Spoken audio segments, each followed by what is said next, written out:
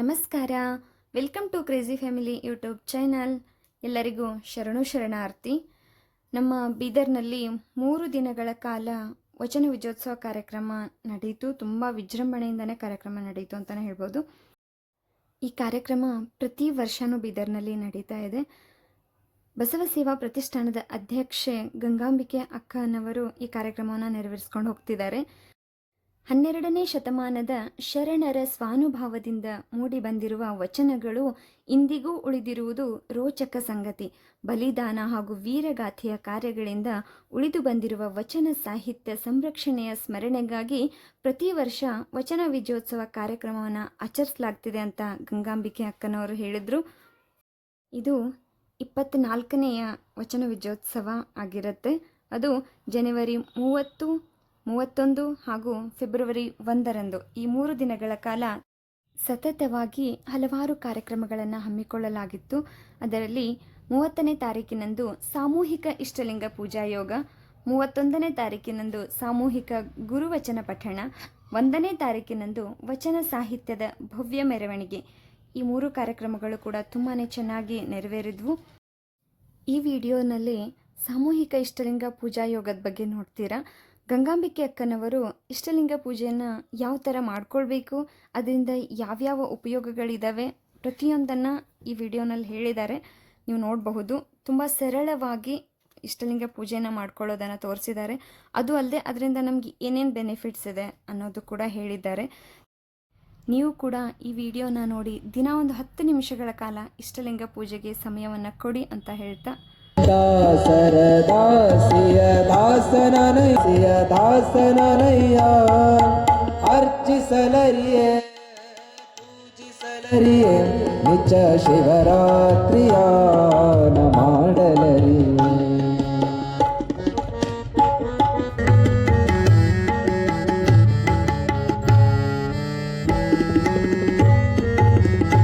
ನಿಮ್ಮ ದೇಶಧಾರಿಯ ಮನೆಯ ತಂಗುಳ ನಾನಯ್ಯ, ನಿಮ್ಮ ವೇಷಧಾರಿಯ ಮನೆಯ ತಂಗುಳ ನಾನಯ್ಯ.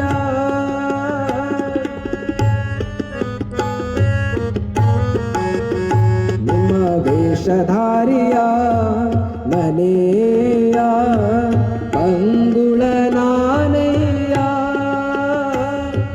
ಕೂಡಲ ಸಂಗಮ ದೇವ, ಕೂಡಲ ಸಂಗಮ ದೇವ, ನಿಮ್ಮ ಲಾಂಛನ ಧರಿಸಿ ಬುಧರ ಪೋಷಕ ನಾನಯ್ಯ.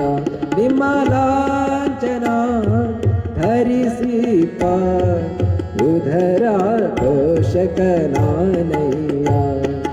ಅರ್ಚಿಸಲರಿಯೇ ಪೂಜಿಸಲರಿಯೇ ನಿಜ ಶಿವರಾತ್ರಿಯ ಮಾಡಲರಿಯೇ. ಕಪ್ಪಡಿ ವೇಷದಿಂದಾನು ಬಂದಾಡುವೆ, ಕಪ್ಪಡಿ ವೇಷದಿಂದ ಈಶನ ನಿಮ್ಮ.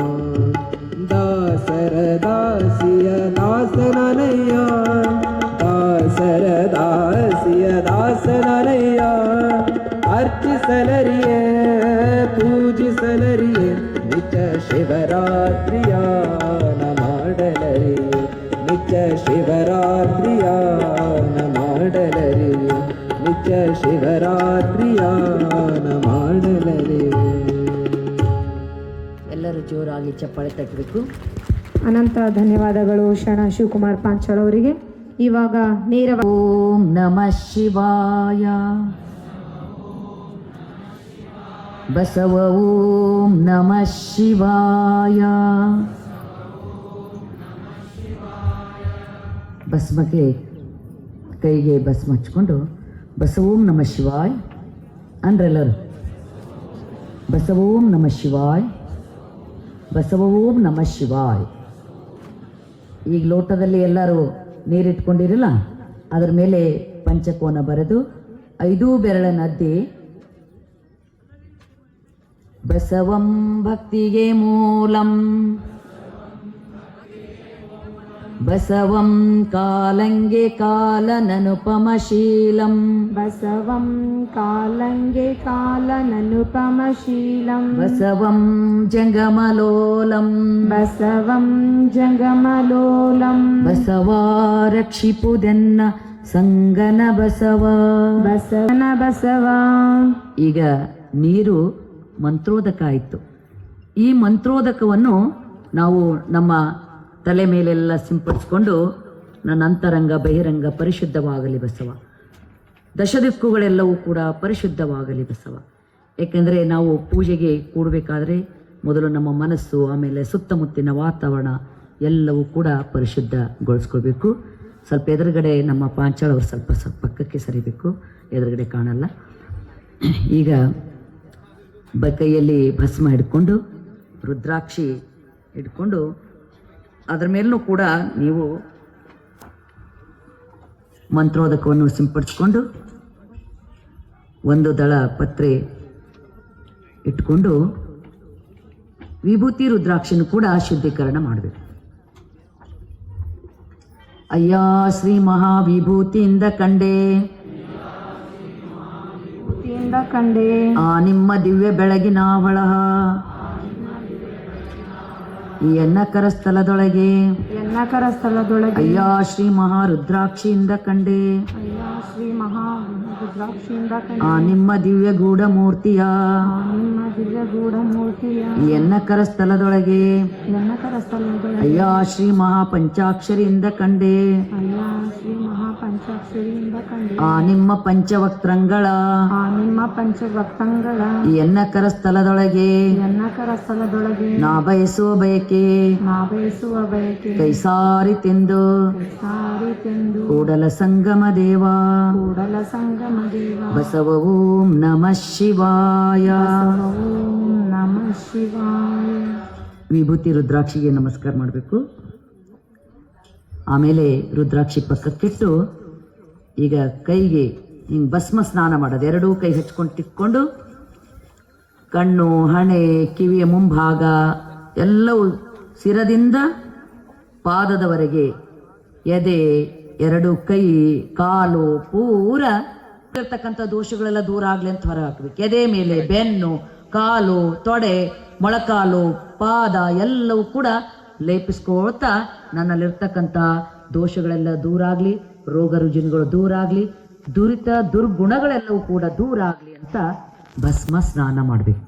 ನಂತರ ಭಸ್ಮ ಧಾರಣೆ ಎಲ್ಲ ನವಚಕ್ರಗಳಿಗೆ, ಆಮೇಲೆ ಪಂಚಜ್ಞಾನೇಂದ್ರಿಯಗಳಿಗೆ. ನವಚಕ್ರಗಳಲ್ಲಿ ನಾನು ಹೇಳಿದಾಗ ನೀವೆಲ್ಲರೂ ಕೂಡ ಬಸವ ಓಂ ನಮಃ ಶಿವಾಯ ಹೇಳಿ. ಪಶ್ಚಿಮ ಚಕ್ರದಲ್ಲಿ ಬಸವ ಓಂ ನಮಃ ಶಿವಾಯ ಅಷ್ಟೇ ಹೇಳಬೇಕು. ಶಿಖಾಚಕ್ರದಲ್ಲಿ ಬಸವ ಓಂ ನಮಃ ಶಿವಾಯ. ಬ್ರಹ್ಮಚಕ್ರದಲ್ಲಿ ಬಸವ ಓಂ ನಮಃ ಶಿವಾಯ. ಹಣೆಗೆ ಹಚ್ಕೋಬೇಕು. ಆಜ್ಞಾಚಕ್ರದಲ್ಲಿ ಬಸವ ಓಂ ನಮಃ ಶಿವಾಯ. ಇದನ್ನು ಕೂಡ ತಿಳ್ಕೋಬೇಕು. ಭಾಳ ಜನ ಮುಖ ಸುಂದರ ಆಗಲಿ ಅಂತ ತಿಳ್ಕೊಂಡು ಏನೇನೋ ಹಚ್ಕೋತಾರೆ. ನೀವು ವಿಭೂತಿ ಹಚ್ಕೋರಿ ಕಿವಿಯ ಮುಂಭಾಗ, ಹಿಂಭಾಗ, ನಿಮ್ಮ ಮುಖ ಭಾಳ ಸುಂದರ ಆಗ್ತದ್ರಿ. ಮತ್ತು ಚಕ್ರದಲ್ಲಿ ಬಸವ ಓಂ ನಮಃ ಶಿವಾಯ. ಭಾಳ ಹಾರ್ಟ್ ಫೇಲ್ ಆಗ್ಲತ್ತವ್ರಿ. ದಿನನಿತ್ಯ ನೀವು ಮನೆಯಲ್ಲಿ ಇವತ್ತಂದ್ರೆ ನೀವು ಬಟ್ಟೆ ಹಾಕ್ಕೊಂಡಿರಿ, ಮನೆಯಲ್ಲೆಲ್ಲ ನೀವು ಚರ್ಮಕ್ಕೆ ಎದೆ ಭಾಗದಲ್ಲೆಲ್ಲ ನೀವು ಭಸ್ಮ ಲೇಪಿಸ್ಕೊಡು. ತಿಕ್ಕಿ ತಿಕ್ಕಿ ಬಿಸಿ ಉತ್ಪತ್ತಿ ಆಗ್ತದೆ, ನಿಮ್ಗೆ ಹಾರ್ಟ್ ಅಟ್ಯಾಕೆ ಬರಂಗಿಲ್ಲ. ಮಣಿಪೂರಕ ಚಕ್ರದಲ್ಲಿ ಬಸವ ಓಂ ನಮಃ ಶಿವಾಯ. ಮಣಿಪೂರಕ ಚಕ್ರದ ಹೊಕ್ಕಳ ಭಾಗ, ನಾಲ್ಕು ಕಡೆ ಇಲ್ಲಿ ಪ್ಯಾನ್ಕ್ರಿಯಾಸ್, ಲಿವರ್, ಸ್ಪಿನ್ ಎಲ್ಲನೇ ಅದ ರೀ. ನಾಲ್ಕು ಕಡೆ ದಿನ ದಿನ ಇಷ್ಟು ತೆಳಗ ಮ್ಯಾಲ ಎಲ್ಲ ತಿಕ್ಕಿ ತಿಕ್ಕಿ ಭಸ್ಮ ಧಾರಣೆ ಮಾಡ್ಕೊಂಡ್ರ ಅಲ್ಲಿರ್ತಕ್ಕಂಥ ಎಲ್ಲ ರೋಗಗಳು ನಿಮ್ಗೆ ನಿವಾರಣೆ ಆಗ್ತಿವೆ. ಆಮೇಲೆ ಗರ್ಭಾಶಯದ ಕೆಳಗಡೆನೂ ಕೂಡ ಭಸ್ಮ ಹಚ್ಕೋಬೇಕು. ಸ್ವಾದಿಷ್ಟಾನ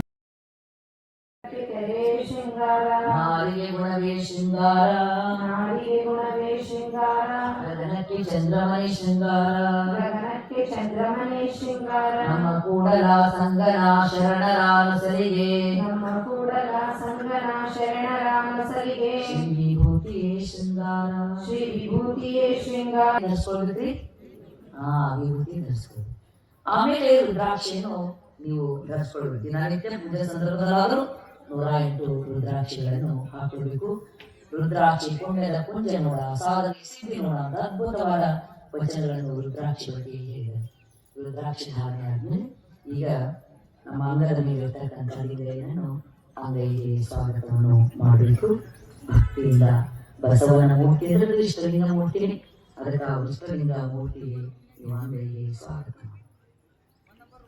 ಬಸವನ ಮೂರ್ತಿಯೇ ಧ್ಯಾನಕ್ಕೆ ಮೂಲ, ಬಸವನ ಮೂರ್ತಿಯೇ ಜ್ಞಾನಕ್ಕೆ ಮೂಲ, ಬಸವನ ಕೀರ್ತಿಯೇ ಜ್ಞಾನಕ್ಕೆ ಮೂಲ, ಬಸವನ ಮೂರ್ತಿಯೇ ಜ್ಞಾನಕ್ಕೆ ಮೂಲ. ಅದರ ಮೇಲೆ ಎಲ್ಲ ಹಾಕ್ತಾ ಇದೆ, ಸುತ್ತಮುತ್ತ ಆವರಿಸ್ಕೊಳ್ತಾ ಇದೆ. ಅದು ತಾವೆಲ್ಲ ಲಿಂಗವನ್ನೇ ನೋಡಬೇಕು.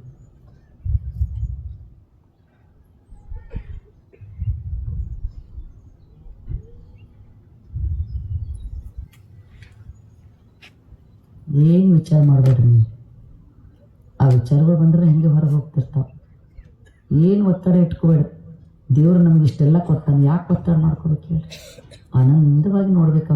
ಈ ವಿಡಿಯೋ ನಿಮ್ಮೆಲ್ರಿಗೂ ಇಷ್ಟ ಆಗಿದೆ ಅಂತ ಅಂದ್ಕೊಳ್ತೀನಿ. ಇಷ್ಟ ಆದರೆ ಲೈಕ್ ಮಾಡಿ, ಶೇರ್ ಮಾಡಿ ಹಾಗೂ ನನ್ನ ಚಾನಲನ್ನು ಸಬ್ಸ್ಕ್ರೈಬ್ ಮಾಡಿಕೊಂಡು ವಿಡಿಯೋ ನೋಡೋದನ್ನು ಮರಿಬೇಡಿ. ವಿಡಿಯೋ ಪೂರ್ತಿಯಾಗಿ ನೋಡಿದ್ದಕ್ಕೆ ಧನ್ಯವಾದಗಳು. Thank you so much.